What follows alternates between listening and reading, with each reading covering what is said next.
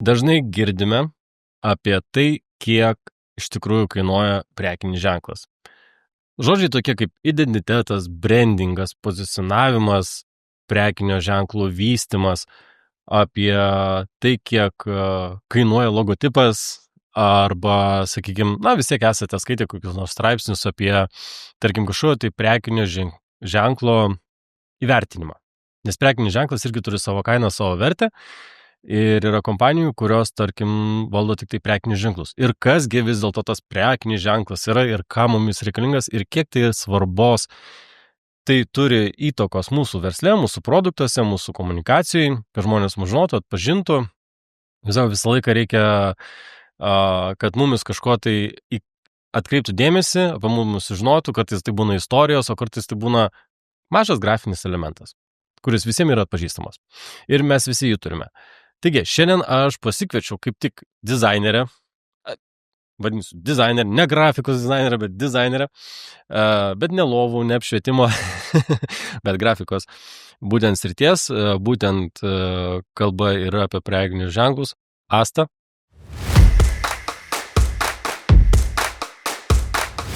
Su prekių ženklais dirbu nuo 2003 metų, tai jau studijuodama nuo 3 kurso pradėjau meną atvesti į verslo sritį. O, labai gerai pasakai, meną atvežiau į verslo sritį. Tai, o kaip tu apskritai pradėjai, kada buvo pradžia tavo į būtent grafinį dizainą? Grafinis dizainas natūraliai atkeliavo į mano gyvenimą ir į viziją turėti įmonę tos srities grafinio dizaino praktiškai nuo 8 klasės, nuo 15 metų. Tada piešiau, tapiau, atsirado fotografija, grafinio dizaino pagrindai. Vėliau po truputėlį pradėjau dirbti savo. Tai taip ir pradėjom. Na, tau menas, kaip sakant, viskas buvo nuo pomėgio, nuo hobio. Taip. Aš manau, kad tai yra tokia kaip likimo dovana ir laimė, kuomet tu gali savo hobį paversti verslu. Ir labai džiaugiuosi, kad visada buvo žmonių, kurie vertina tikrumą, natūralumą ir taip po truputėlį natūraliai viskas vystėsi. Na, o tai kas tave iš tikrųjų, ar tai buvo visai kaip tavo pomėgio, kaip tavo įkvėpimo, tavo kelio, kuris dabar tavo gyvenimas yra, kažkoks įkvėpimas, ar tave kažkas motivavo, kur buvo tavo tas domėjimosi fokusas ir kaip čia pasakiau, kas sudarė tą visą pagrindą arba tau padėjo gal? Čia toks įdomus klausimas tuo, kad tu tiesiog, kai tu pradedi, ir tau sekasi, tu matai gerą žmonių reakciją, tai natūralu, kad tai yra geriausias atpildas tuo, kad žmonės naudojasi tais prekių ženklais 5 metus, 10 metų, kai kurie galbūt arti 20, dėl to, kad su tas sritimi aš dirbu jau daugiau negu 20 metų. Mhm. O tai dabar o kas buvo tavo pirmas klientas, ar atsimeni? Pirmas klientas buvo, aš tuo metu dirbau tokioj mažai labai įmonėliai ir reikėjo sumaketuoti audio komponentų kažkokį ten lankstinuką. Audio komponentų lankstinuką? Taip vadinasi įmonė, kažko audio komponentą ir kažkaip. O, geras. O tai, bet pavyzdžiui, žiūrėk, aš esu tokį labai gerą girdėjęs, kuris man iš tikrųjų, iš dailės, aš dabar neatsiminsiu, tiksliai buvo profesorius, būtent dizaino, jis yra pasakęs, kad dizainas yra ekonomikos variklis. Kaip plačiaja prasme, žinai, nes dizainas yra pats žodis, labai daug apibrėžia, ar ne, kaip sakau, gali būti baldų dizainas, interjeras, eksterjeras, pastatai, ar ne, dizainas yra absoliučiai viskas. Bet produkto dizainas, kaip toks produkto dizainas yra tas pagrindinis ekonomikos variklis, kaip sako, atsiranda tas daiktas, ar ne, yra ten inžinerinių lygmenių, ten labai daug kaip pavyzdys ir panašiai, ir jis visai, kad turi tą savo ženkliuką. Kaip sakant, ir man įdomu, tu vis tiek, kai tu pradėjai piešti, ar ne, kai tu pradėjai ten pirmosius kažkokius eskizus daryti ten logo, ten, kaip sakai, tas pirmas klientas ir tu jį atsimeni, kas yra labai šaunu, bet kodėl būtent tu, vis tiek piešiai, tu galėjai pasirinkti bet ką piešti. Ar tai ten sukneles, ar tai mašinas, sakykime, kas buvo tavo tie pirmieji piešiniai, ką tu piešdavai, ar tai buvo abstrakcijos? Natūraliai, kai esi studentas ir nori susirasti savo tą pirmąjį darbą, tai eini ten, kas tau moka. Tai mano šeimoje menininkų nėra. Ir mano mama buhalterė, tėtis tuo metu dirbo šaltkalviu. Tai natūralu, kad šeimoje yra menininkė, tai reikia kažkokio praktinio panaudojimo. Tai būtent dizainas iš visų grinųjų menų ir buvo tas sritis, kuris, kai menas gali virsti realiu tavo darbu. Tai Supratau. Tai tokia ir buvo pradžia, kad tiesiog reikėjo rasti vietą, kad būtų galima ir realizuoti save ir tuo pačiu užsidirbti. Ir pavyzdžiui, tavo veikloje yra kažkokių tai, sakykim, gerai, čia pritraukia tai, kad buvo paklausų ir galėjai save realizuoti. Ok, viskas valio. Bet, pavyzdžiui, ar tame buvo, ką būt labiau norėjai piešti, arba labiau nenorėjai, arba kas, pavyzdžiui, kažkokios tai dalis, iš viso veiklos procesų, kurios, tarkim, nepatiko, bet, jas reikia vis tiek daryti, kad gautųsi bendras kūrinys. Taip.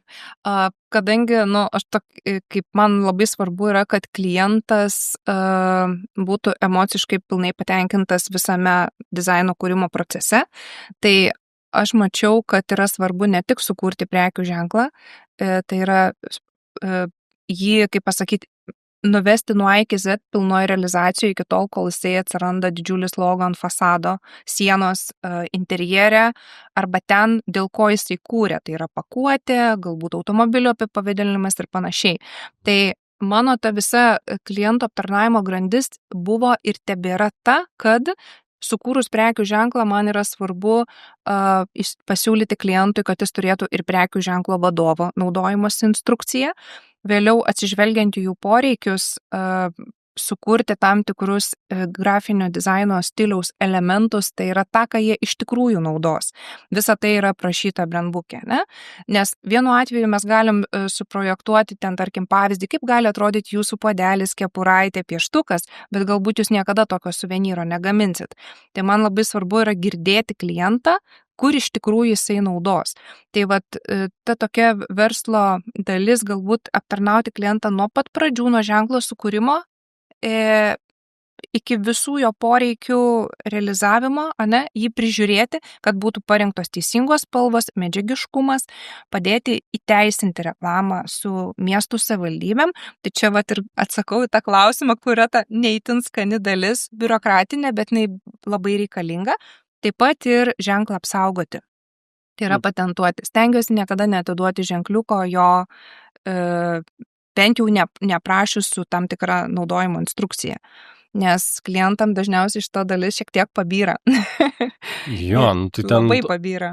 Tai čia yra, kad vieni savo, kad brandbook'o iš vis nereikia, kaip ten yra, sakykime, logo, ar ne, dar yra logo aprašymas, po to eina logo tas brandbook'as, kaip ten yra atlygmenis, nes ne visi turi, aš neturiu brandbook'o, nes aš atsimenu, kad aš, bet žiūrėk, tai, matai, mano srity yra šiek tiek kitaip, kartais labiau groja vardas pavardė, negu kad mano įmonės prekinis ženklas. Taip, asmeninis, sakykime, ir čia man buvo, tarkim, tarp asmeninio ir produkto, kai esu paslaugo, o ne produktas, tai koks dar produkto prekinis ženklas, ar ne, sakykime, ką man dabar savo veidą, žinai, kaip Hego avarą visur klijuoti, sakykime, man kažkur, tai čia yra vėlgi skirtumas, bet principė, jeigu, pavyzdžiui, vis tiek, kiek teko man su klientais dirbti marketingo srity, tai vis tiek būna, kas turi tą logotipą, tai mano atveju aš savo logotipą susipiešiau, aš jau turėjau viziją, aš paėmiau rankas, supiešiau ant popieriaus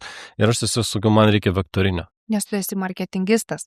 Čia ir yra skirtumas, kuomet užduotį formuoja dizainerių marketingistas, kitu atveju tiesiogiai klientas, jeigu jau turi jisai savo idėją, jo kompetencija leidžia jam pačiam išgryninti taip, kaip jisai nori save matyti ir kas bus atspindėta tame prekių ženkle. Tai čia irgi yra šiek tiek, aišku, ir biudžeto kai kuriais atvejais klausimas, nes kuo skiriasi dizaineris nuo maketuotojo? Ar žinai? Nu, papask. Tarkim, gal ir žinau, bet įdomiausia Taip, išgirsti dėl to, kad, ta prasme, kai kuriais atvejais klientas norėdamas sutaupyti, jisai pasisamdo, aš kaip vadinu, maketuotoją ar freelancerį, ar mažiau patyrusi, mažiau kompetencijų turintį specialistą. Šitoje vietoje mes nelabai galim taupyti, nes dizainą kuriantis dizaineris, jisai ne tik nupiešia tą kvadratuką ir įdeda į jo vidurį raidę ar ten į kažkokį rutuliuką komponuoja. Tai yra išgryninta forma ir pagrindimas, kodėl. Kodėl panaudota būtent tokia spalva pagal reklamos psichologiją, pagal poveikį vartotojui, kodėl būtent tokia forma arba grafinis elementas, galbūt išgrynintas simbolis, kodėl jisai būtent šitam verslui yra pats geriausias. Kai kuriais atvejais klientai patys paprašo arba mes į brandbuko aprašą įtraukiame pagrindimą, o kodėl. Kodėl tas ženklas turi atrodyti vienaip arba kitaip. Tai vat pats, kadangi minėjai, kad susiprojektavai savo prekių ženklą, žinoma, tu šitos srities irgi profesionalas ir tu žinai, jauti tiek teksto, tiek grafinę kalbą, kaip tai bus iškomunikuota klientui ir kokį poveikį tai turės. Nes negali būti prekių ženklas projektuojamas tik tuo, kad man patinka arba nepatinka. Turi būti stipri argumentacija. Turėjau vieną tokį klientą, kuris gavęs pirmuosius eskizus, paprašė manęs pagrysti kiekvienos spalvos pasirinkimą. Aišku, taip, šiek tiek mokiausi irgi reklamos psichologijos anksčiau ir studijų metu, bet teko dar labiau pagilinti žinias. Jeigu jūs turite vaikų arba patys domitės baltų mitologiją, šie 2 leidiniai yra puikia dovana savo arba savo draugų vaikams, arba savo draugams, kurie domisi šiek tiek kartais mistiniais dalykais arba senais įsitikėjimais. Bet kuriuo atveju apie baltų mitologiją sklanda daug legendų, mitų, daug istorijos yra parašyta ir mes išleidome šios leidinius. Tai yra komiksas Geroji laumė, tai yra komiksas, kuris nupieštas tokiu formatu, kaip šiais laikais vaikai mėgsta skaityti komiksus, taip kad yra labai naudinga, kad vaikam pakeisti iš tų standartinių komiksų į būtent lietuviškas pasakas, kurios visos yra apie moralus. Taip kad jeigu norite, kad vaikai augtų dori, tai tokios pasakos yra tikrai naudinga. Kitas leidinys yra senosios žinias pamokas. Tai yra būtent tiem, kurie nori turėti gilesnį ryšį su gamta, tie, kurie apie sąmoningumą. Tai yra mūsų protėvių tikėjimo pradžiamokslio knyga. Virš 20 pamokų, kurios yra labai naudingos. Knyga nėra labai didelė, nepilnai 200 puslapių. Ir joje yra parašytos pagrindinės pamokos, kurios yra reikalingos, jeigu domitės senais įsitikėjimais. Turėjau vieną klientą, kuris paprašė argumentuoti tas spalvas, ir galim paimti, tarkim, kad ir spalva raudona. Raudona spalva pirmiausia pagal reklamos psichologiją jinai asocijuojasi su kuo ten kraujas, agresija, aistra ir panašiai. Tai galima traktuoti, kad yra tarsi ir negatyvi spalva, jeigu kalbam apie kažkokius ten, kraują, ir panašiai. Bet sporte, pavyzdžiui, tinka. Tačiau sporte, reklamoje tai yra viena sėkmingiausių spalvų ir dauguma reklamos ir kaip čia, tokių veržlių verslo sričių specialistų, naudojimo aplinkoje dažnai yra raudona, oranžinės spalvos. Ir maistas, pavyzdžiui, raudona visą laiką yra tinkama. Taip, nes čia aš galiu pridėti nuo savęs, sakykime, apie tą neuromokslą ar ne neuromarketingą žiūrint. Spalvynai, tie, kurie, tarkim, pasižiūri, tie, kurie pradėję, tarkim, būna į Google įsijungia ir tipo spalvyną ir jų emocijos, ar ne? Tai noriu pasakyti vieną tokį dalyką, kad vienas dalykas yra, kai yra produkto dizainas, antras dalykas, kai yra logotipai ir trečias dalykas yra kine spalvos arba fotografijoje. Yra visiškai skirtingi dalykai. Nes, kartais būna visiškai, kartais ne, nes vienas dalykas yra arba emocija, sakykime, emocija, tarkim, kaip kine, ar ne, tai yra bendra nuotaika. Taip. Nereikia maišyti nuotaikos su emocija. Nes vieni sako, čia yra emocija užstat. Ne, čia yra nuotaika, emocija gali būti kita. Tai Sigitai, pertrauksiu, nes neturiu pasakyti. Va būtent, jeigu taip susintezuoti ir paklausti, kas tai yra prekių ženklas, aš atsakyčiau trumpai, kad tai yra emocija. Taip, tai yra įmonės turtas, intelektualinis turtas, tai nėra vien tik tai grafinė išraiška. Tai yra viskas, ta emocija, kurią patiria klientas fragmentiškai pamatydamas tavo ženklą. Jeigu ta emocija išlieka, kiekvieną kartą pamačius jį arba naudojant ir kuo daugiau metų, taip, tada tai yra didžiulis įmonės turtas ir jį verta investuoti ir kodėl sakyčiau, kad tikrai nereikia taupyti ženklui, kuriant, nes tai yra jūsų kaip įmonės vardas. Tai yra pagrindas, nuo kurio visako yra pradžia. Bet, sakykime, dabar ir turim tokius sprendimus, kaip, aš atsiprašau tų, kurie labai myli tą prekinį ženklą, bet Canva. Ir kaip netgi yra tas toks įvardymas Canvos dizaineriai. Su visą deramą pagarbą. Aišku, kai kur yra reikalinga. Aš pats naudoju, tarkim, alternatyvią programą, tai yra Adobe Express. Man jinai padeda su tam tikrais maketais. Aišku, aš žinau, kur aš nežinau ir aš kur darau nesąmonės, bet aš nekuriu prekinių ženklų jokiais būdais. Aš tik tai dėl, tam tikrose vietose, tam tikrų laikų panaudoju, kur ten yra toks mizeris, kaip sakau. Bet kai pamatai, tarkim, Facebooko grupėje, ten reikia tam tikrų kvalifikacijų specialisto, kuris kuria dizainą su Canva. Ką reiškia kuria dizainą ir Canva? Tu nekuri dizainą, tu, kaip tu sakai, maketuoji. Bet yra daug tokių logotipų, kurie, visi kaip vienas. Nes yra vienas stilius ir, tarkim, tą dažnai pasirenka fotografijas, dar panašių tokių amatų. Moteris ypač, nes Canva yra tam tikras moters braižo stilius ir pasidaro patys, nes, tipo nemokama. Arba ten, nekreipinėmės. Aš suprantu, kad smulkiam verslui, kaip sakykime, ar ne, prekinio ženklo, viso brandingo gal tu ir nepirksi brandbuko, bet va čia ir papasakok man tada, tarkim, mano atveju tai yra logotipas, bet aš žinau labai gerai paskirtį, žinau, kada ten reikėtų ir panašiai. Jeigu aš pradėčiau štampuoti ant produkto, aš iš karto eičiau brandbuką, net ne logo prašym, bet aš žinau, iš patirties tam tikrų įmonių mums teko įtikinėti, kad jums reikia brandbuko. Jums žmonės, jūs 20 metų virš Lietuvoje ar ten 30 metų dirbat ir jūs turit prekinį ženklą, prašo dizainą, jie įvardino, kokią sumą jie norėtų išleisti. Mes iš savo pozicijos žinom, kad jam reikia išleisti porą tūkstantėlių. Arba net. Ar kartais daugiau, kartais mažiau, yra įvairiai. Bet ne 200 eurų. Ypač įmonė, kuri yra įsidirbusi, turi didelę patirtį ir panašiai. Ir aišku, čia yra žmonių požiūrio dar klausimas. Yra kiekvienas mato vadovas, ypač jeigu iš seniau dirbus įmonių, taigi anksčiau buvo prekyba išvežiojimo pagrinde. Buvo skambučiai. Buvo, kitaip vyko viskas negu dabar. Dabar mes turim skaitmeną, mes turim sąlygas, mes turim reikalavimus. Tu nori, nenori, tu vis tiek turi tą logotipą pasidaryti tokį vardinį ženklą, teisingiau sakant, šiek tiek teisingiau. Bet kaip mes ir kalbėjom, tarkim, mano atveju yra vienaip ar ne, bet yra tikrai nebūtinai įmonėm ir reikia to brandbuko. Galbūt tik tai papasakok šiek tiek apie tos etapus, kada įmonė gali, kokiais įmonės veiklos ar augimo etapais, kada prireikia, tarkim, tų, ar tai vardinio ženklo prašymo, ar tai brandbuko, gal tiesiog tai važiuoti toliau su logo. Taip, tai aš manau, kad kuomet yra mažas verslas, kada savininkas pats priema tam tikrus sprendimus ir gali suvaldyti lengvai procesą, tokiu atveju pakanka tiesiog turėti logotipą arba minimalią naudojimosi instrukciją.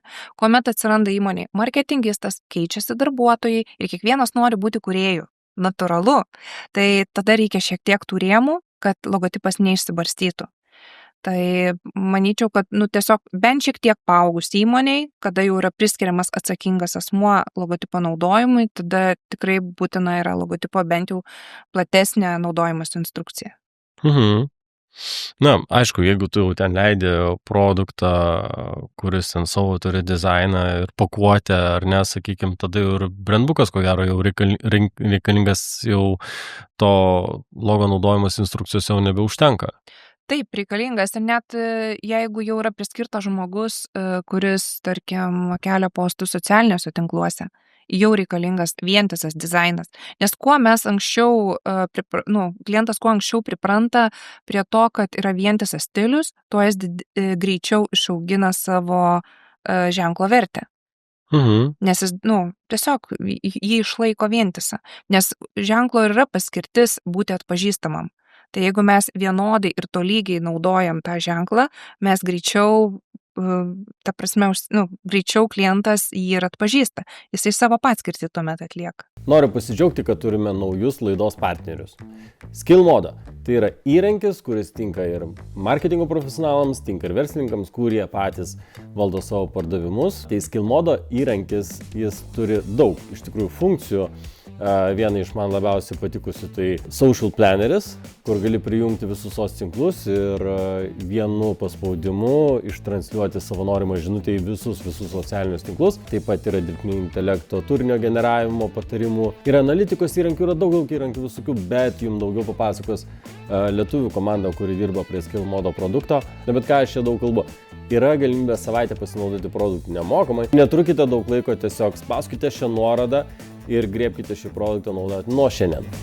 Aš netgi žinau atvejį, kai vienas pažįstamas būtent neuro marketingistas naudojo pozicionavimą, prekinį ženklą vis dažniau atverdavo su laiku, su kiekvienu pasirodžiusiu įrašu, jo prekinį ženklą vis daugiau parodydavo straipsniuose, kol galų gale ir taip atrodo, ten kelis mėnesius taip ėjo straipsniai, žmonės atrodo nesavo, bet jis ką padarė, kodėl tu tai sakai ir aš prisimenu istoriją, kaip panašiai darė, atrodo iš kitos srities žmogus, bet naudojo lygiai tą pačią logiką, nes mes esam labai fundamentaliam pasaulyje gyvenam, kaip sakant, visata turi savo planetų skaičių, viskas sukasi vienaip, yra gravitacija ir čia nepabėgsi, yra diena, rytas saulė ir žodžiu, ir oras vis dėlto įtakoja mūsų nuotaiką ir mes esam gyvi organizmai, įdomu, neįdomu, bet mes labai priklausom nuo viso aplinkybių. Todėl, tarkim, ir buvo, sakykime, ta atmintis, akių atmintis, raumenų atmintis, ar ne, kur egzistuoja pa žmonės, jeigu mes įpratinsim jos matyti tenai, ar ne, susiformuos įprotis ir mūsų pasąmoniai. Taip. Todėl, jeigu tu pozicionuoji, sakykime, logo vienoj pusiai, ar ne, tai ir tu lik prie jos. Tu prasme, tik tai tam tikrom sąlygom gali šiek tiek pasikeisti, nes pasižiūrėkim vienas iš tų pavyzdžių televizija. Ar jo vardinis ženklas kad nors keičiasi? Netgi kažkas, jeigu ir šiek tiek uždengia, arba užeina kažkoks vaizdas, taigi nedaro, kad jo minimaliai gali užeiti, bet yra ir kai mes, tarkim, su video dirbdami, kai mums reikia televizijai priduoti reklamas, mes turim labai aiškius reikalavimus, kiek yra tų užsklandų, ar ne, kiek yra saugos zonų, kiek mes galim veikti maksimaliai ir kiek turim minimaliausiai. Nes visi turi tą reikalavimą ir tokiu atveju tu derini, kur tu platinsi, ar ne, ir kokios yra pačio tavo taisyklės, jos negali kirstis. Nes žmonės tiesiog įpratę matyti tenai, ir viskas, akis žiūri, akies pozicija yra svarbi visur, ir tinklapiuose, ir mieste, jeigu tu matai reklamą, ir televizijoje, ir reklamą į telefoną ir panašiai. Tai čia visiškai labai gerai tą paminėjai, nes tai yra labai platus reikalas, beje, ir naudojant tai teisingai, tada gauni žymiai geresnį efektyvumą. Dar šiek tiek papildysiu, kad iš tikrųjų tas nuoseklumas ir sukuria pasitikėjimą. Tai prekių ženklo vienas irgi iš svarbiausių punktų, ką jisai turi atlikti vartotojui, matytojui ir klientui, tai yra kurti pasitikėjimą. Tai dėl to jis ir kuriamas. Tai... Supratau. Gerai, o pavyzdžiui, dabartis, tai tavo pačios, tu dabar tu esi savininkė savo įmonės grafinio dizaino. Tai ir kokios tu pagrindinės, sakykime, vertybės savo įmonėje, kaip vystėsi tavo verslo modelis, ar ne, kaip tos taisyklės, kaip tu aptarnauji klientus, kaip tu teiki savo paslaugą, sakykime, kokios būtų tu išskirtum pačias savo svarbiausias savo taisyklės, kurios tau pasiteisino? Manau, kad girdėjimas, man patinka kaip čia ir kliento atvirumas. Kai kada būna taip, kad klientas nedrąsiai atsineša kokį languoto popieriaus lapelį, ant kurio jis ten papiešęs ten, kaip jis įsivaizduoja kažką ir sakau, jūs visada rodykit. Tai yra labai smagi darbo dalis, būtent tas procesas, kuomet tas ir suaugęs žmogus, jis tarsi vaikas, sukūręs savo verslą, ne, jisai vis tiek turi kažkokią savo slaptą viziją viduj, ką jis norėtų ištransliuoti. Tai yra, tokia labai smagi dalis, kuomet, sakau, jie atsineša lapelį ir sako, aš norėčiau tai, bet aš nemoku piešti. Sakau, kaip gerai, kad jūs atsinešėt, nes tuomet mes randam tą greičiau teisingą kelią. Mums nereikia išradinėti kiekvieną kartą dviračio arba ieškoti daug ir plačiai, nes ne visi turi pinigų pasisamdyti marketingistą, kuris išanalizuotų visą konkurencinę aplinką, padarytų rinkos tyrimus ir panašiai. Nes dažniausiai žmonėm, marketingo ta dalis asocijuojasi su didelėm pinigų sumom. Tai man asmeniškai labai patinka šitas procesas, kada mes, kaip toksai labai artimas pokalbis, pradžia. Kartais, kai sukuri prekių ženklą, bent, eskiziniame etape, aš sakau, padiskutuokit šeimoje, pasidėkit į stalčių mėnesiui, 2 savaitėm. Man yra svarbu, kad tas ženklas, jisai gyvuotų ir gyventų, bent jau 5 ar 10 metų nepakitęs. Tai reiškia, reikia labai teisingai atsakyti į temą, kad tai ir atspindėtų patį produktą, kad tai vizualiai būtų teisingai jisai paruoštas ir kad jis būtų mielas klientui, veiktų rinkoje ir morališkai nepasentų. O tai tu man tada pasakyk, ar gali pateikti tada, nežinau, kaip iš tikrųjų tas vyksta prekinio ženklo jo procesas, nes atrodo, suprantam, atsakomybė didelė, susikalbėjimas yra ir panašiai, bet tarkim, vieni vardiniai ženklai, gali ten maketas, ar ne, iš eskizo gali ten kainuoti ir 20 ir 30 euriukų, kiti kainuoja, tarkim, ir piešti ir atrodo kelis šimtus, gali būti ir tūkstančius kai kur, o išgirstam tam tikras sumas ir tokias, apvalesnės, ir 5 ženklės ir panašiai. Tai tu man dabar apie tą patį procesą. Kaip viskas vyksta? Kai kuriais atvejais, kuomet klientas ateina tik pradedantis kurti savo verslą ir jam reikia tos pradinės visos komunikacinės grafikos, tai kaip minėjau, mes šnekam 1-2-1, ne? Jis ištransliuoja, ko maždaug norėtų, vis tiek mes turim apsibriežti lauką, kuriame dirbsim. Kartais aš sakau, pasakykit, kas labai patinka ir kas labai nepatinka, nes tiesiog, kaip mes sutrumpinam kelią, dirbam tikslingai, geriau pasidarysim daugiau variacijų, ne, toje pačioje erdvėje, negu kad eksperimentuosim, visai galbūt netinkamai. Kuomet yra užsakovai stambus, ne, tai yra galbūt miestų savivaldybės ar kažkokios stambesnės organizacijos, paprastai jau yra darbo grupė.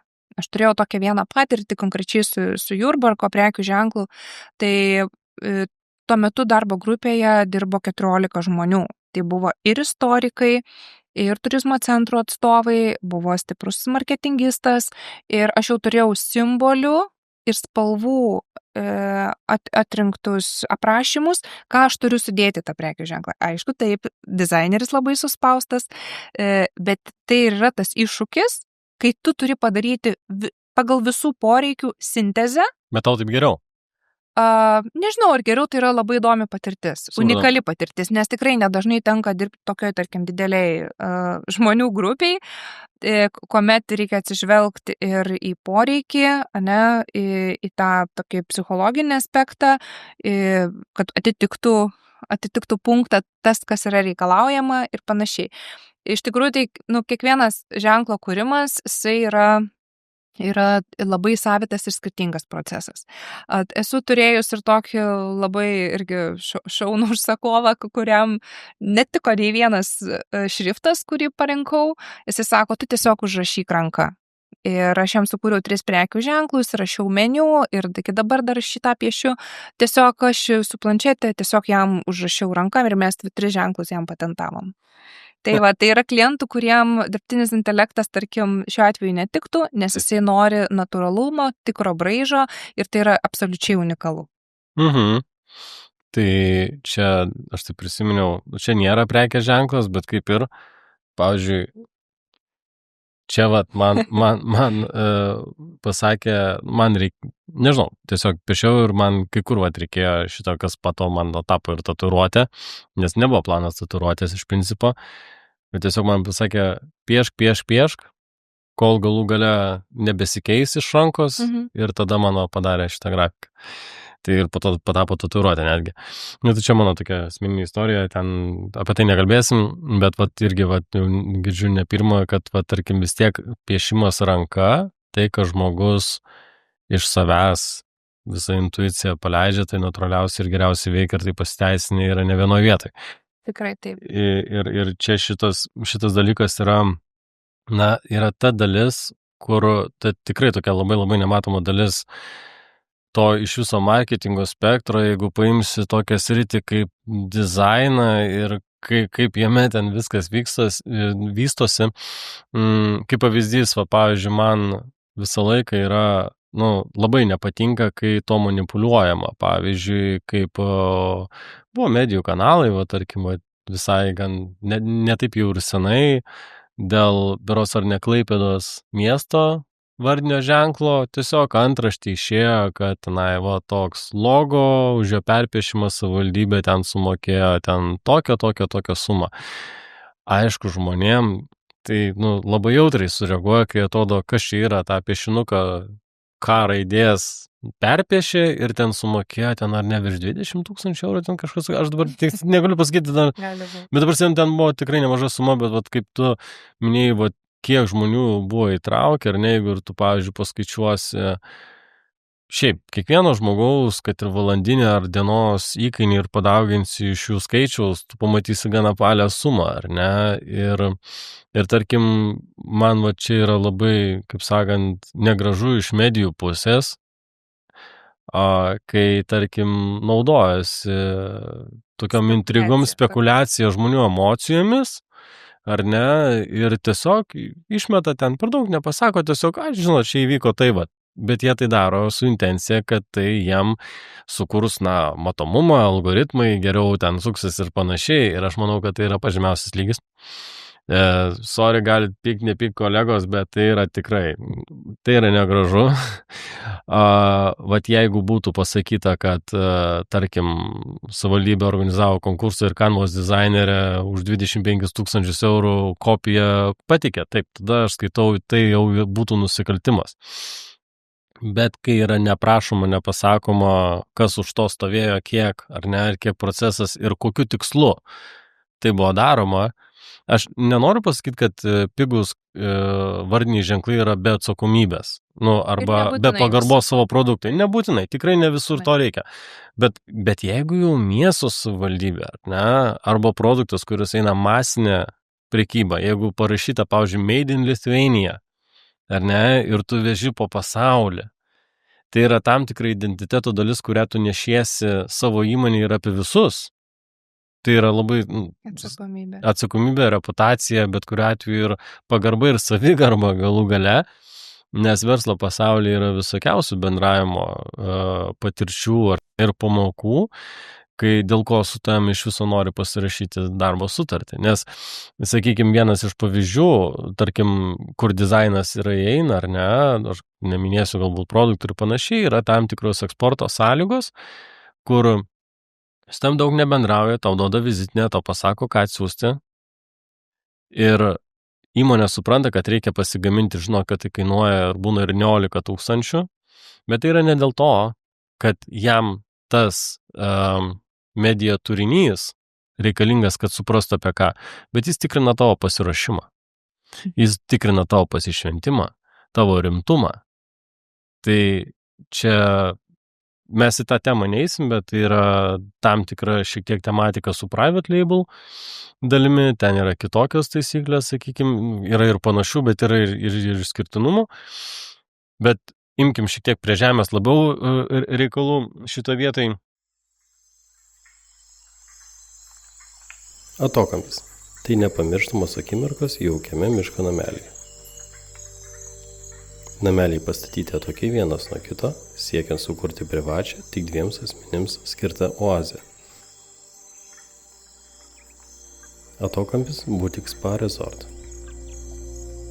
kaip gimsta prekės ženklas nuo idėjos iki piešimo, iki to pačio darbo. Tai taip, jeigu tarkim, šiek tiek, prie rimtesnių projektų, taip, bet dažniausiai tokie, aš nekalbu apie ten, tarkim, paprastus, bet sakykime, arba sakykime, dažniausiai, arba kaip tu norėtum, galbūt matytum, teisingiau turėtų būti. Kokios darbo praktikos dažnesnės? Dažnesnės praktikos tokios, kad klientas ateina jau sakydamas savo salono ar tai kavinės atidarimo terminą. Taip maždaug būna nedaugiau kaip mėnesis iki datos tos pagrindinės. Ir tada mes pradedam dirbti. Tai pirmiausia, aišku, reikia logo, o logo reikia dėl to, kad reikia iškabą kabinti.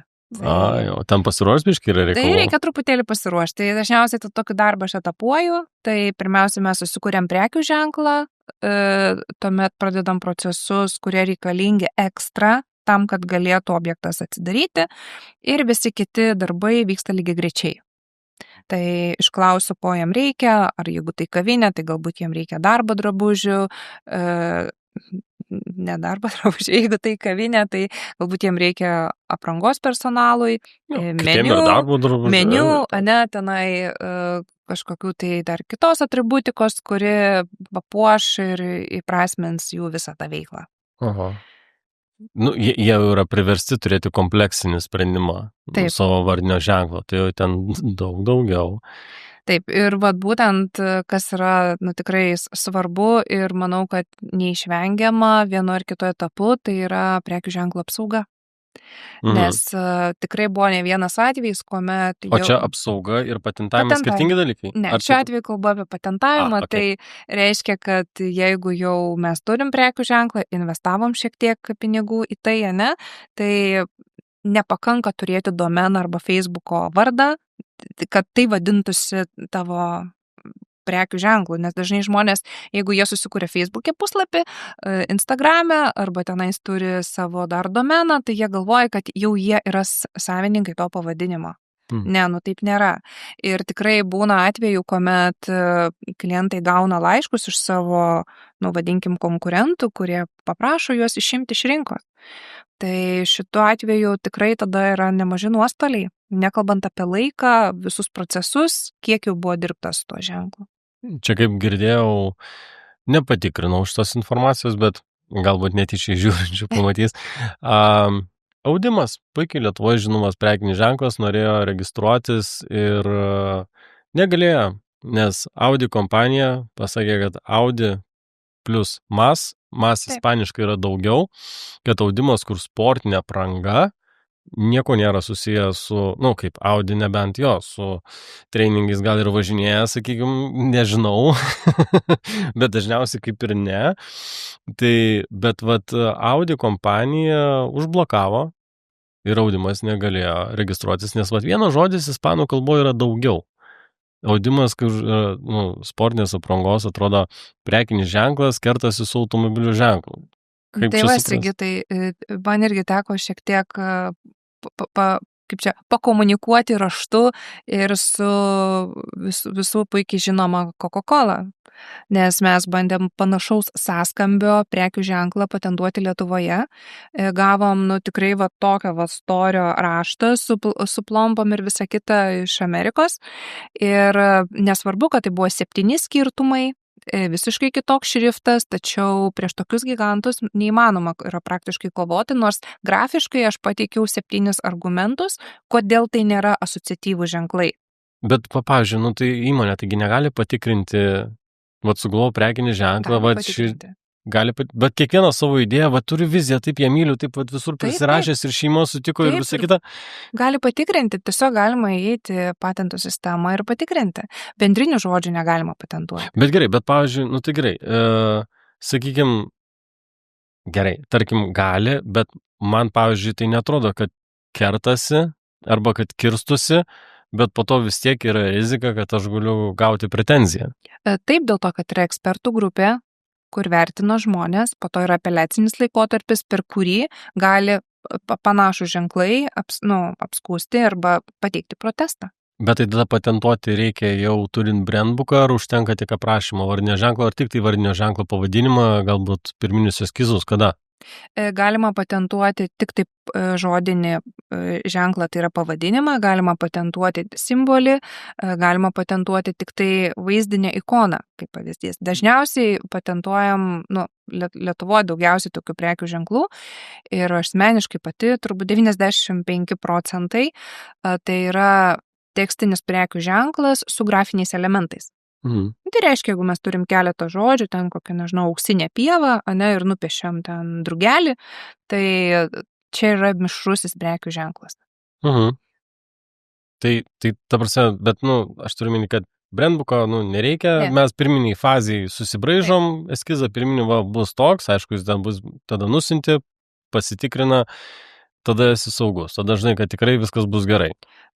Kai praeini visus procesus, ekspertų grupę, tada jau gauni galutinį sprendimą. Okay. Bet preliminariai taip galima pasitikrinti ir tikrai nebūtina kurti viso brandbooko, tai būtent gal būtų gerai pradėti dirbti su prekių ženklu šiek tiek anksčiau negu mėnesis iki atidarymo dienos. Nes aš kaip pagalvoju, sakykime, labai paprastai, egoistiškai, žiūrint mano prekinį ženklas, ar ne? Aš tai nežinau, aš pradėjau prieš 10 metų, susipiešiau viskas gražu, visa kita, bet tarkim mano srityje aš galiu labai greitai per dieną, per vieną skambutį pradėti dirbti su užsieniu. Ir jeigu taip užsimanyčiau patentuotis, tai visas mano įdirbis, visi mano darbai, portfolio ir panašiai ten, kur buvo logo, kažkas gali pateikti pretenziją ir man tada visus naikinti nebepublikuoti darbų turėčiau tada. Taip. Taip. Po 10 va čia yra puikus mano pavyzdys, kaip galiu prisidirbti, nes turiu begalės portfolio, dabar labai labai daug.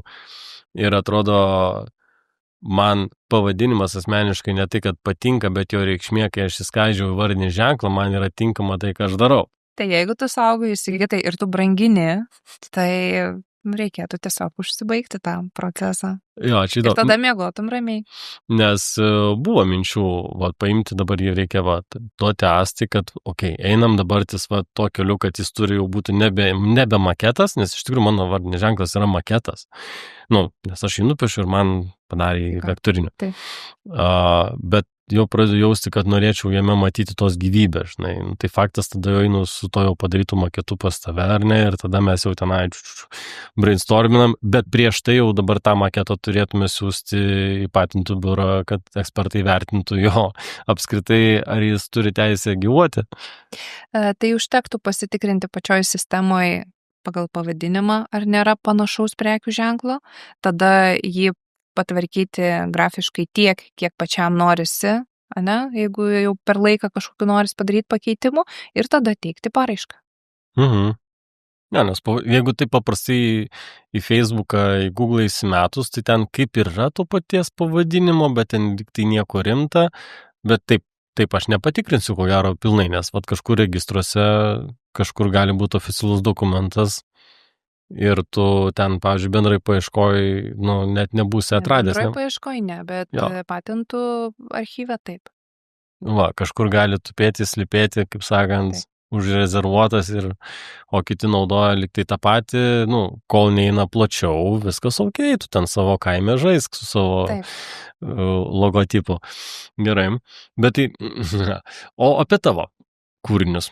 Žinau, kad esi sukūrus savo džiaugsmą.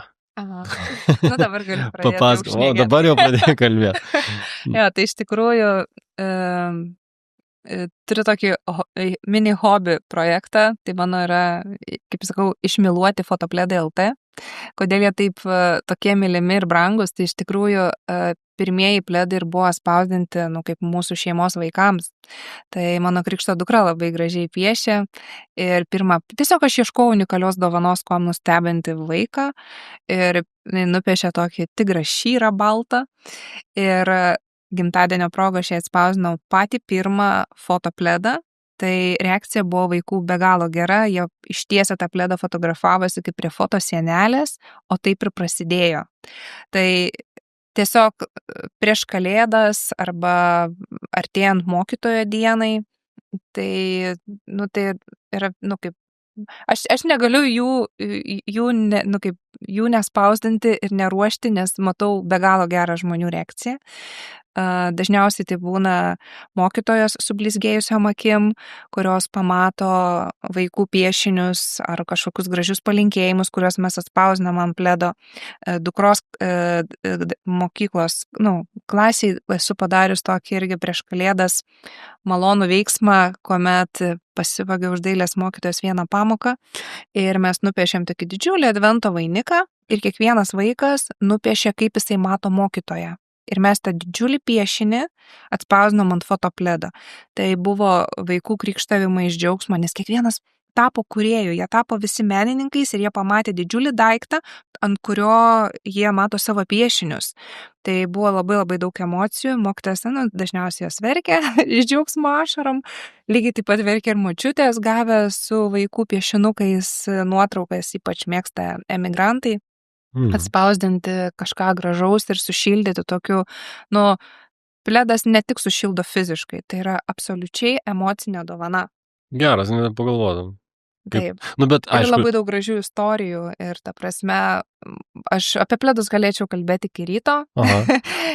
Aš čia tik tai tokia sąsaja, šiek tiek, jinai nėra tokia galbūt tiesioginė, bet kai būna, žinai, kaip, sakykime, tai visur ir multikuose gali pamatyti ir įvairiai, kaip, pavyzdžiui, paima artimo žmogaus nuotrauką ir prideda prie širdies. Kažkas pavirsta. Bet kažkas yra su tuo atvaizdu, reiškia žmogų, kad prie savo kūno prilietus tu liktai jauti jo artumą daugiau, o tu čia dabar visą tai perkeli į pledus. Taip, dėl to, kad gaunasi, kad tu emociškai tarsi apkabini žmogų, ne? Tokios, tiesiog šiltas idėjos, kuomet jau suaugęs sūnus virš 40 metų ten parašo gražius žodžius ir mes atspausdinam, tarkim, mamos dienos progą, mamai pledą. Tai kas gali būti gražiau? Arba tenai, aišku, labai sentimentalu yra, kuomet atspausdina ir savo ten kačiuko, šuniuko nuotrauką. Ir tai, kaip vienu metu buvo taip, kad nebuvo namų turbūt be fotodrobės. Tikriausiai, ar turėjai tai fotodrobė ant sienos? Aš turiu savo vienas nuotraukas, paveiksliuką ir žinok, jausmas buvo wow. Aš didžiavausi savo tą nuotrauką. Pirma buvo fazė, kai gavau pripažinimą vienoj fotografų grupėje, kur ten apie 90 000 narių. Aš nesu fotografas, aš komerciškai nieko nefotografuoju, aš tiesiog tai darau kaip praktikai, kadangi man patinka filmuoti, kurti vaizdo klipus, tai yra ir hobio, ir verslo dalis mano. Tai tiesiog fotografuoju ir ta nuotrauka tapo bombinė. Ir tiesiog įdėjau juodą baltą nuotraukos, kaip sakant, grupėje ir gavau 6 ženklelius apdovanojimus. Wow. Tai buvo pirmas etapas. Antras etapas, kai užsimaniau, pamačiau, kad man reikia atsispausdinti. Nuėjau į foto parodą, kur visi pardavinėjo savo nuotraukas ir žuvau, tai negi aš negaliu, tarkim, čia pardavinėjo tokios, aš nesilyginau, čia ne tame, bet tiesiog pamačiau, pajutau tą fotografų, kaip sakant, tą džiaugsmą, savo tą eksponavimo darbų. Žinau, aš taigi turiu vieną nuotrauką, kuri jau turi pripažinimą. Tai va čia, Sigitai, ir yra. Ir po to trečias dalykas, kai aš atsispausdinau ją ir dabar jinai pas mane lentynoje kabo. Tai toks. Tai va, tu esi menininkas pats iš prigimties, ne? Ir, pavyzdžiui, žmonės, kurie, tai visi mes kažkiek turim savo to kūrėjo, bet yra žmonės, kurie, tarkim, dirba kažkokį techninį darbą, ne? Ar tenais ekonomistai, ar ten teisininkai ir panašiai. Ir jie, jie gali pasijausti kūrėjais tada, kada jie tiesiog atsisėda ir sukuria tą dovaną savo artimam žmogui, galbūt su bendros kelionės nuotraukom, galbūt užrašydami kažkokius malonius žodžius. Tai yra labai privatu, nes retas, kuris dabar iš mūsų parašo laišką ranka, ar tenais kažką tai tokio koncentruotai sukuria. Dažniausiai mes bėgam prekybos centrą, nuperkam ten, kažkokius tai 3 šampūnus, arba kažką jau pagaminto. Tai va būtent man ta pledų tema, jinai nėra apie komerciją. Jinai yra apie galimybę žmonėm pajausti, kad tai yra priemonė labai daug išsakyti. Labai daug įdėti šilumos, to tokio artumo, apgalvoti elementus, kurie sušildytų tą žmogų. Bet tai kaip smagu, iš tikrųjų, va, pavyzdžiui, o tu, nu čia, nežinau, gal pajuokausiu, gal tinkamai, netinkamai, bet va, mintis ir paleisiu. Tarkim, menininkai, tapytojai, tie, kuriem galbūt sunkiau sekasi parduoti savo paveikslus, nesiūlė jiems pledą atspausinti tada. Siūliau ir esam bendradarbiavę su menininkais, kurie mano ir kolegė, iliustratorė buvo, pieždavo iliustracijas, ne, su jos darbais ir su kitais esam bendradarbiavę. Kaip smagu. Nes aš to čia turėsiu idėjų irgi. Kaip užsiminiai, žinai, aišku, buvo anksčiau, bet irgi, pagalvoju, atrodo, bet kol dar nesupranti tos emocijos, tos reikšmės, kuri, žinai, kaip sukuriama, tokį atrodo produktą, pledas, apsikabint kažkieno atvaizdą su pledu, man įdomu, iš tikrųjų čia gal psichologai daugiau galėtų pakomentuoti, kodėl tokį poveikį, ne? Nes vienas dalykas, kai tu kokį nors piešinį turi ant puodelio, taip. Mes esam, darželio, darželio vaiko, ta prasme, ten kiekvienas parašė savo vardą ir, žinai, ant puodelio spausdino. Toks, žinai, yra, tarkim, bet sakykime, kai aš leidau komiksą, tai buvo fainiausias dalykas, kai, irgi kažkojo, tai, žinai, kūryba perkelta ant kažkojo tai fizinio daikto, ne, kur yra rankose, dažniau būna. Kažkaip, ten, aišku, ne aš piešiau, ten buvo mano užsakymas, žinai, visą kitą. Ir fainiausias tas dalykas, kai vaikas, kuriam yra ten 8-9 metai, kitą kartą prieš miegą ateina, žinai, su tavo noriu, kad šitą skaitytum.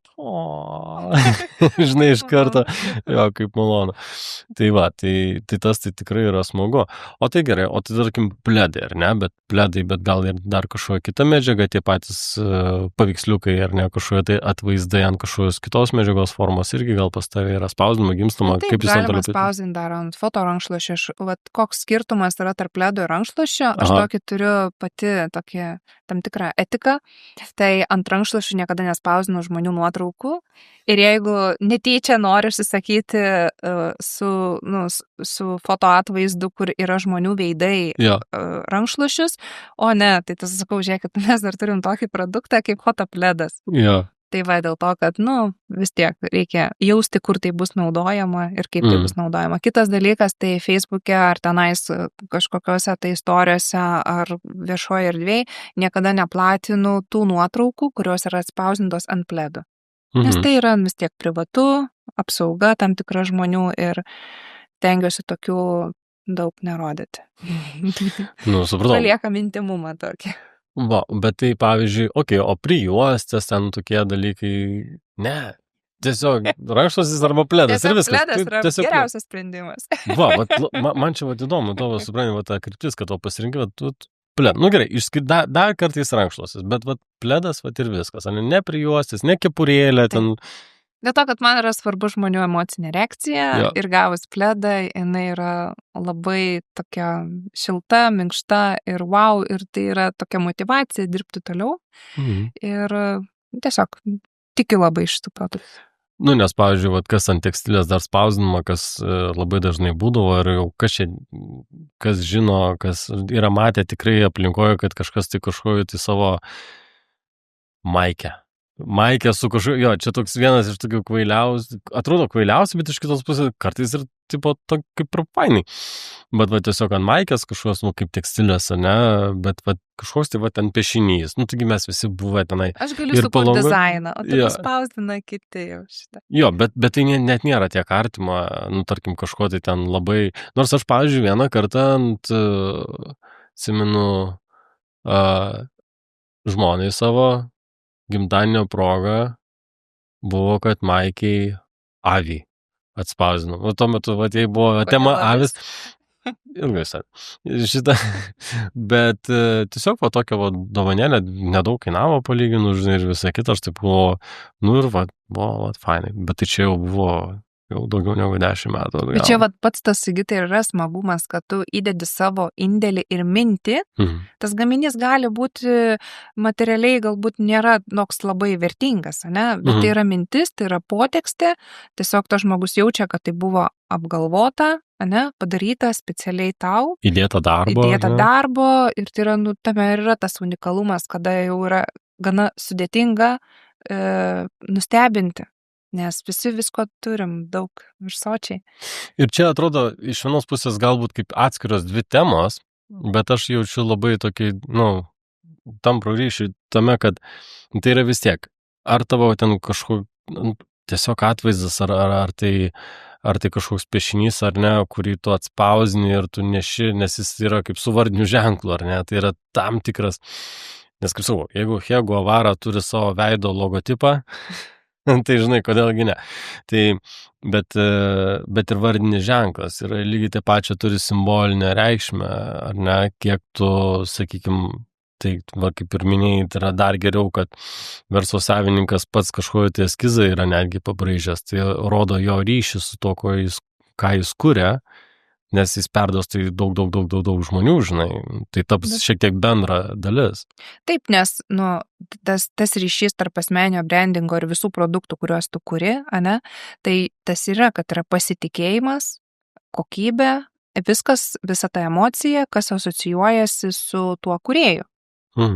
Tai neįdomu, nes aišku, žinai, kaip sakant, yra kompanijos, kurios turi po to jau pasim daug prekinių ženklų. Tai čia jau kas produktus gamina, ne, ir panašiai.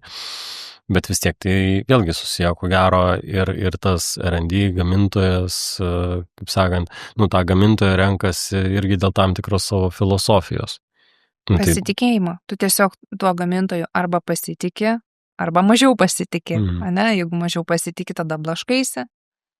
Bet čia, pavyzdžiui, tai lygiai čia kaip ir galim prieš kuriant savo prekinį ženklą, dar labai pagalvoti, su kokiais prekiniais ženklais norėtum būti tapatinamas. Geriau gal išsiskirti? Išsiskirt, matai, niekada nebūsi vienas. Šitą vietą čia galbūt mano, gal ir neteisinga filosofija, bet aš netikiu, kad tu esi vienas ir visiškai unikalus, tu esi vis tiek kažkur tarp kažko. Arba turi būti labai savitas. Dėl ko norėtum išsiskirti iš tų, taip, nes, sakykime, kad ir paprastas toks elementarus dalykas kaip automobilis, ar ne, ir vieną turim automobilių, kaip sakant, vardinį ženklą, kuris atrodo labai įsiskyrė, ne, bet po kurio laiko jis tapo kažkokios tai bendros dalies tų kaip sakant, elektromobilių visoj toj kategorijoje, ar ne, jis yra kaip ir ryškus žaidėjas, ne, bet visumoje jis yra, vis tiek yra bendras toj rinko žaidėjas, vis tiek tu būsi tam tikram ploti, tu esi, kad ir kiek tu gali būti unikalus ten kristalas, akmuo ar kažkas, bet tu esi jų grupėje. Vis tiek tu prie kažko esi pirmas. Arba tu esi pirmas. Taip, yra didžiausias, mažiausias, gražiausias, kažkoks tai unikaliausias iš vienos pusės, bet tu prie kažkokios grupės vis tiek tu esi priskiriamas ir tau yra būtinybė, vienas dalykas, taip, prisiskirti prie kažkokios grupės, kuri turi tam tikras savo taisyklės ir panašiai, ir tu negali daryti kitaip, iššokti iš savo kategorijos ir daryti priešingai. Kitas dalykas yra tada rasti tų tokių išskirtinių bruožų, kad tave tikrai išskirto nebūtum kopijos. Arba jeigu tu esi pirmas toje visoje grupėje, tai vis tiek tave asocijuoja su visais tais kitais žaidėjais. Nes lyginimas irgi yra labai gerai, nes tu jau patenki tarp tų top 5. Pavyzdžiui, dabar kaip pradėtų lygintų Nike ar Adidas, ar Reebok, kaip pavyzdys. Reebok rečiau galbūt būna, bet nežinau, gal pas mus, gal tik tai pas mane, aš dabar tik tai pasakiau, bet tai yra pirmieji 2-3, kuriuos aš paminėjau, nors yra dar kiti brandai, bet aš jau net bet dažniausiai yra 2. Jeigu tarp tų 2 didžiausių įtarps tave, tai jau bus pasiekimas iš principo. Tai tas yra labai smagu. Tai aš taip galvoju, šitoje vietoje, taip rezimuojant, tavo galbūt, nežinau, palinkėjimas arba kokia žinutė, kurią norėtum klausančiam pasakyti. Tai iš tikrųjų pats pagrindinis turbūt dalykas mano, kaip pačios kaip kūrėjos ir kaip aš matau, kaip vystosi tie prekių ženklai ir kas yra būtina, ne? Tai neskubėti su prekių ženklų, nepastarykit jo per vieną vakarą ir po to, kad jo nereiktų kaitaliot kas pusę metų, 2 metus ir panašiai. Kad reikia suvokti, kad tavo pavadinimas, tavo prekių ženklas tai yra tavo turtas, tai yra didžiulis indėlis į tavo verslo pradžią. Tai pasirinkit žmogų, kuriuo pasitikit, susikurkit tai, kas jums ir pačiam būtų artima, išdiskutuokit su dizaineriu, tiesiog susikurkit, kad tai tikrai būtų prekių ženklas, o ne šiaip grafinė kažkokia tai asociacija. Tai pirmas dalykas, tai nepataupykit, pastarykit gerai, apsaugokit savo prekių ženklą ir bent minimaliai pasidarykit kažkokią tai naudojimas instrukciją, kad būtų nuoseklumas, ateitų pasitikėjimas ir tuo pačiu verslo sėkmė. Taip, ačiū tau. Ačiū tau. Aš noriu jums pasiūlyti sutartį. Sutartį, kuri yra, sunku tokios atsisakyti, kadangi yra visiškai nemokama. Visų pirma, žinutė yra pagrindinė tokia. Meskite Instagramą, pradėkite turinį kelti į YouTube. Kodėl? Todėl, kad YouTube'as šiuo metu išleidęs be galo daug atnaujinimų ir dar išleis nemažą tuntą jų. Per pastarį mėnesį išleido apie 30, gal virš 30 net. Tai yra ne tik tai atnaujinimai, ne tik tai patobulinimai, bet ir visiškai naujos funkcijos, kurių dar neturi jokie kiti tinklai. Kodėl būtent YouTube'as? Todėl, kad tai yra matomas Google paieškoje, lygiai taip pat ir ChatGPT ir Gemini dirbtinio intelekto paieškose. Jeigu jūs matote, kad jūsų tam tikri tinklai negeneruoja pardavimų, tai aš siūlau jums variantą. Mes susitiktume kas savaitę, darytume gyvas sesijas, tai būtų uždaros sesijos su atrinktais kandidatais, kuriem aš asmeniškai padėčiau pereiti arba papildyti savo vieną iš tinklų, būtent kurti turinį į YouTube platformą. YouTube platforma vis dar išlieka antra iš populiariausių paieškos platformų. Todėl kelti į ją turinį savo yra labai naudinga. Nesidėkite tik tai ant TikToko ir Instagram. Ypač jeigu jūs jaučiate, kad jūsų organinis turinys stringa. Jeigu jūsų organinis turinys per mažai matomas, tai siūlau jums pasvarstyti apie ne tai, kad alternatyvas. Aš nesiūlau nieko jums atsisakyti. Tiesiog pasipildyti ir valdyti savo turinį atsakingai, nes turinys jis kainuoja. Ir jūsų laikas dar daugiau kainuoja. Taip kad šiuo atveju aš jums siūlau išeiti visiškai nemokamas live sesijas internetu su atrinktais verslais. Mes susitiktume ir pereitume žingsnis po žingsnio, kaip iš tikrųjų teisingai publikuoti savo turinį į YouTube, kad taptumėte ne tik labiau matomi, bet ir generuotumėte pardavimus. Taip kad po šio video aprašymu yra nuoroda, spauskite, užsirezervuokite savo laiką ir pradėkime dirbti naudingai.